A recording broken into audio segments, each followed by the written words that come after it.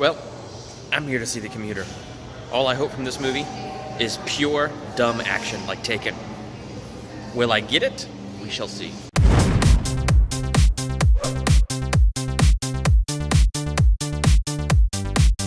Welcome to Durbania. I'm Durbin, and this is my spoiler-free review for The Commuter. I didn't quite get the mindless action film that I wanted, that I got with Taken with Liam Neeson. I love Taken, man. I was utterly surprised by that movie, and I think The Commuter just doesn't hold up to that type of mindless action that Taken had, where it was just action sequence, action sequence, action sequence, and so good. Like, I guess I was having the wrong expectation-ish, I guess. I don't know. I mean, my expectations weren't super high for this movie, and I'm not trying to say I hate The Commuter, because I don't hate The Commuter. If I had to give you my honest impression, though, I wouldn't spend the extra money to see it on the big screen. I'd catch it on Netflix. That would be my honest thing. If this was a Netflix original film, I would have felt much better about it. It was not a Netflix original film. In fact, it's interesting because the best way that I even know how to review this movie is like halfway through it, I started to think of the movie Speed. I don't know if you saw the movie Speed with Keanu Reeves way back in the 90s, but I used to love that movie when I was younger. That movie was so fun, and I haven't seen it in a long time, but I'm willing to bet it holds up today. And there was something familiar about The Commuter that just took me back to that time watching Speed. Because Speed, it's the same deal with Liam Neeson stuck on this train. It was Keanu Reeves stuck on this bus. You can't let the bus drop below like 50 miles per hour or it's going to explode. You know, like, so they're just trapped on the bus. They got to make the best of a bad situation. And there was a lot of good characters. There's a lot of fun characters. And it was action-packed stuff, man.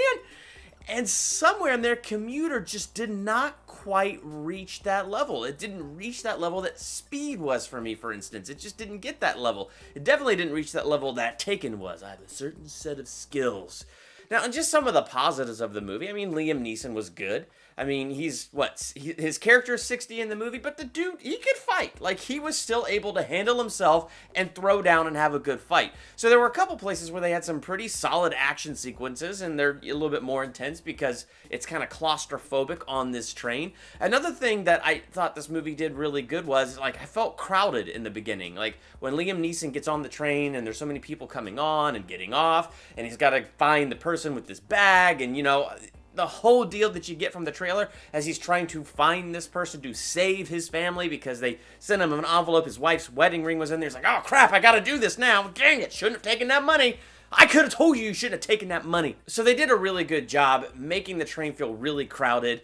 And there were moments where I felt some of Liam Neeson's panic, some of that panic of, I don't want to do this. I should not have taken that money. Oh, what do I do? Like, it did a good job in certain moments raising that up for me. But like I said, with the negatives of this movie, like, when I compare it to something like Speed, it just didn't really live up to, like, the fun action and the intensity that I had with Speed. It didn't quite live up to the intensity that I had with Taken. And I'm having a hard time putting my finger on exactly what it was. It was just there was a certain energy level that was not present. The movie still had some pretty good characters. It still had some really great moments, but there's something about that energy level, that intensity level that didn't raise to that point that I thought it was going to raise to.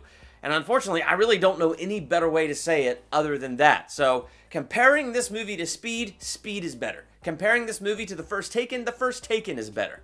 Had this had been a Netflix original movie, I probably would have been a lot happier, but I'm a little sadder that I spent the money to see it on the big screen. But again, it's not a terrible movie. I would wait. I would catch it on Netflix, and I think you would really enjoy it. I really do. But otherwise, I don't feel like it's something that you gotta rush to go out there to see. So if you saw The Commuter, I should give you a rating, shouldn't I? Yeah, C+.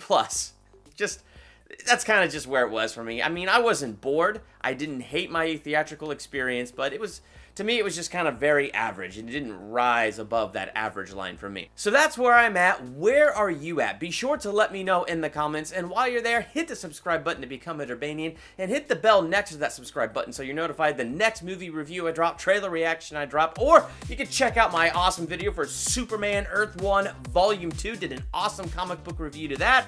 Saturday, dropping my theological analysis for Justice League Throne of Atlantis. You hit the bell, you'll be notified when that drops. I'm super excited to talk about that movie. Lots of great things. Make sure you check out all the other videos I got here. I'm Durbin. Thanks for checking out Durbania.